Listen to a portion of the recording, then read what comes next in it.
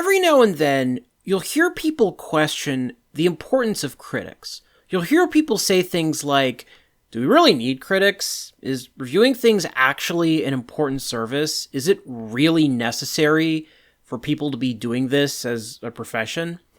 And I would argue that it is, in part because what critics can do is they can elevate and promote art that people otherwise might not ever know about.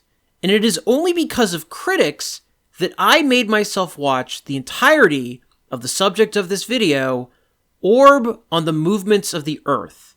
A year earlier, I was double-checking to make sure that I hadn't missed any notable anime shows that had aired during that year, and I kept seeing Orb near the top of 2025 anime rankings. And I had watched one episode of Orb, and for some reason, it hadn't really connected with me, and I'd moved on from it. And I had no plans to revisit it anytime soon.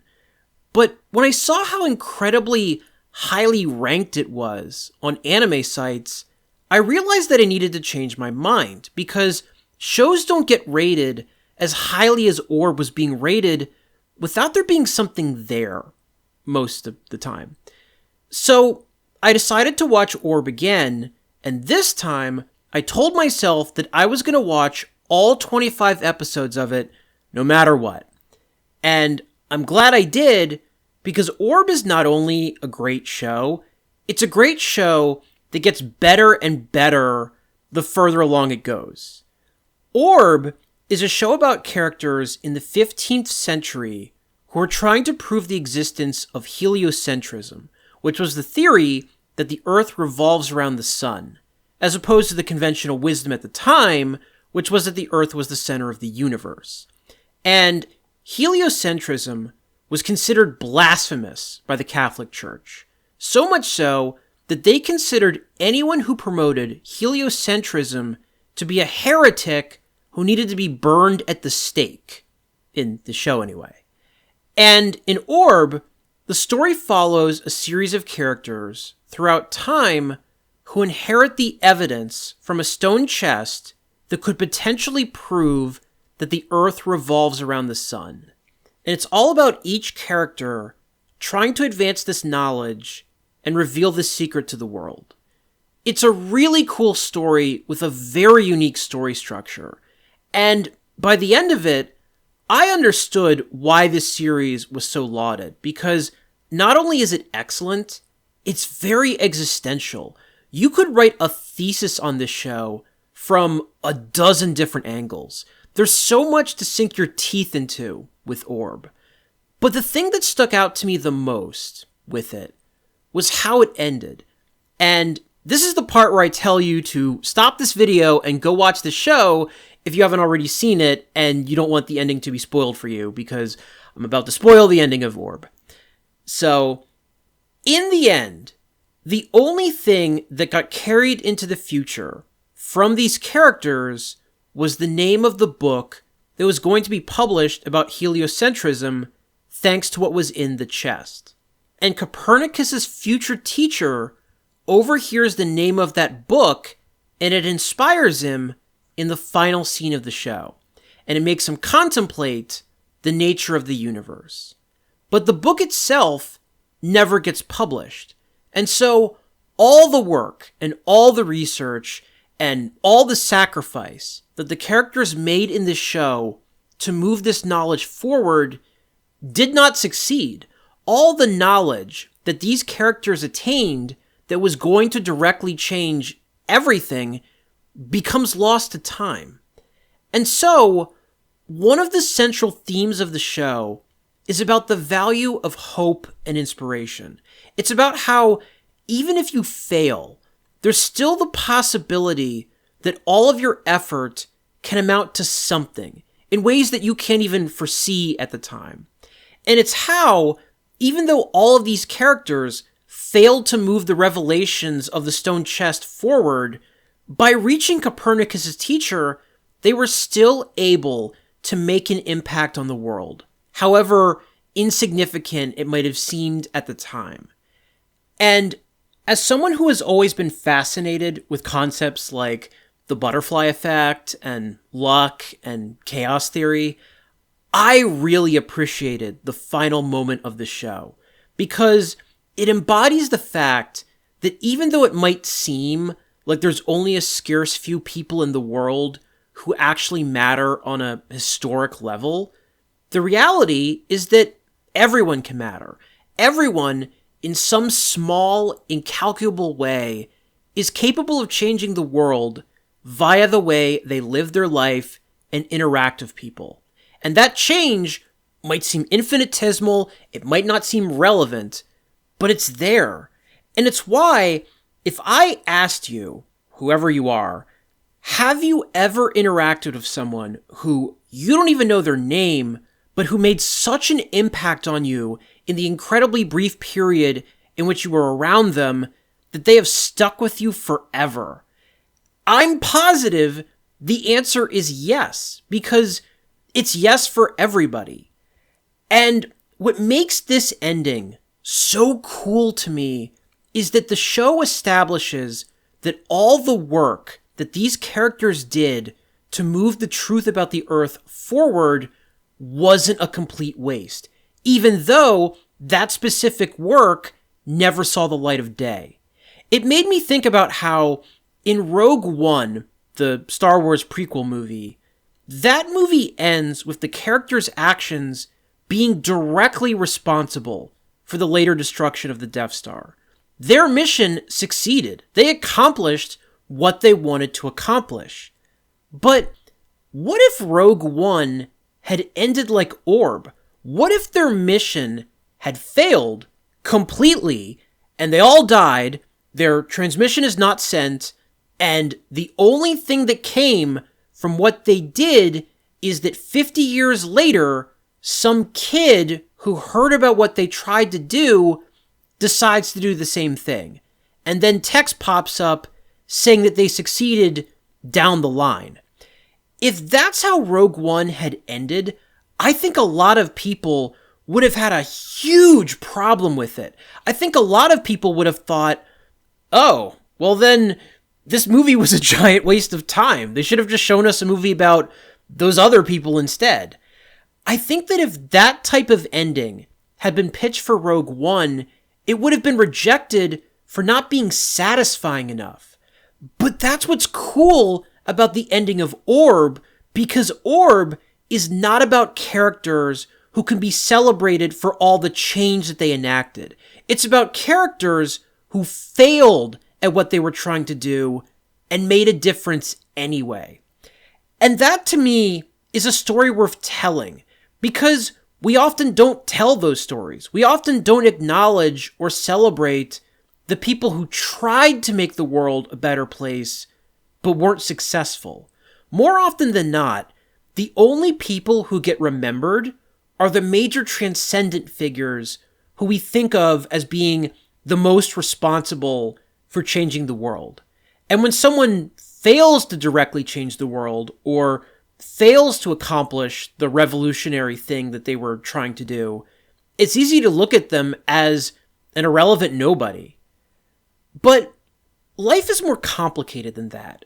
And what I love about Orb is that I think more than anything, Orb is a show about why it's productive to at least try to make the world a better or smarter place. Because even if you fail, you still have the potential to affect the world around you in a way that you might not even realize. The two characters who most personify this in Orb, in my opinion, are Rafal and Jolenta, because in both of their cases, they didn't have to pursue heliocentrism. It was presented to them as a thing they could look into by someone else, but it was not in their personal best interests to do so.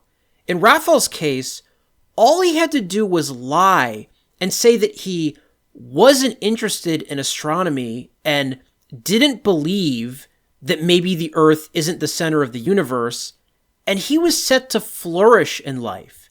And likewise, Jolenta is told that all she has to do is keep her head down and keep having her work be exploited by one of her colleagues, and she can go farther than other women can in this field at this period of time. And yet, they both decide that the status quo isn't good enough for them, even though they were both young, even though they were putting their lives at risk by looking into heliocentrism. They sacrificed their lives for the advancement of the truth. And in a vacuum, you might look at either of them, but Rafal in particular, and you might think, this doesn't make sense for you personally. You're throwing your life away with no guarantee that this is going to lead to anything, when all you need to do is lie and pretend to be like the rest of society. So why can't you just do that? But the only way that society ever changes for the better is when people decide that they're not going to be complacent about a system that sucks and sacrifice a potentially comfortable life for one that could be even better for other people. The only reason we live in a world that is more accepting and more tolerant of certain ideas and certain people is because previous people decided to not bow to a status quo that wasn't as good as it could be. And so, what I love about Orb is that Orb is a celebration of letting your ambition to make the world a better place guide you.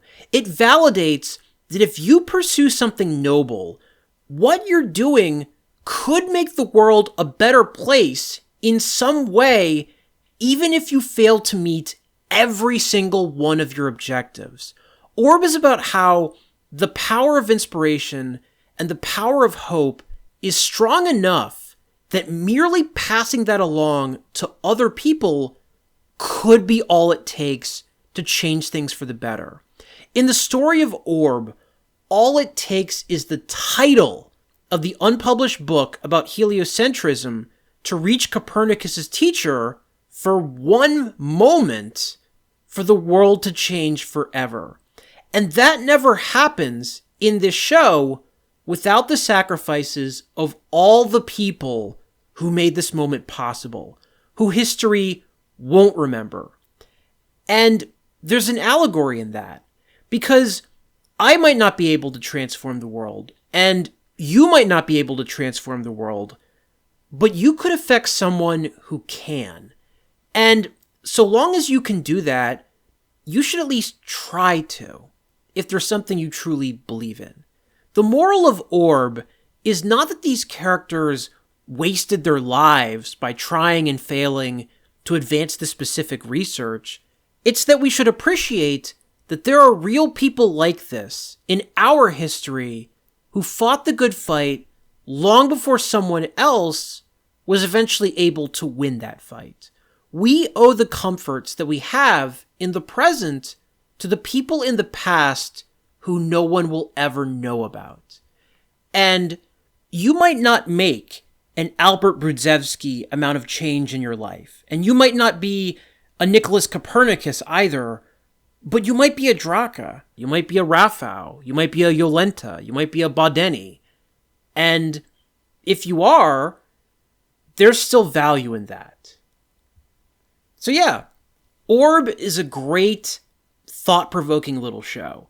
It's not perfect, and in fact, even the end of it is not perfect, because in the final couple episodes, it does something totally out of left field with the story that, in my opinion, was rather unnecessary in a show in which the continuity was extremely important.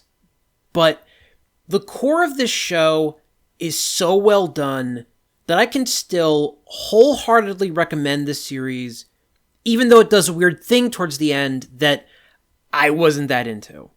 The last 2 minutes of this show are so perfect to me that, in my opinion, it all evens out. Orb is a fantastic show, and if you're like me when I first approached this series, give it more than one episode. Give it at least 3 or 4. And the only reason I can give that advice is because I was convinced to watch this show in full thanks to other people. And now I get to recommend this show too. And maybe that'll lead you to see the show if you haven't already seen it. And maybe you'll then recommend it to someone. And maybe that person will then recommend it to someone. And so on and so on and so on. And that rules. Because what is life if not the endurance of our predecessors' ideals and interests? Even up to, and most importantly, what anime shows they like.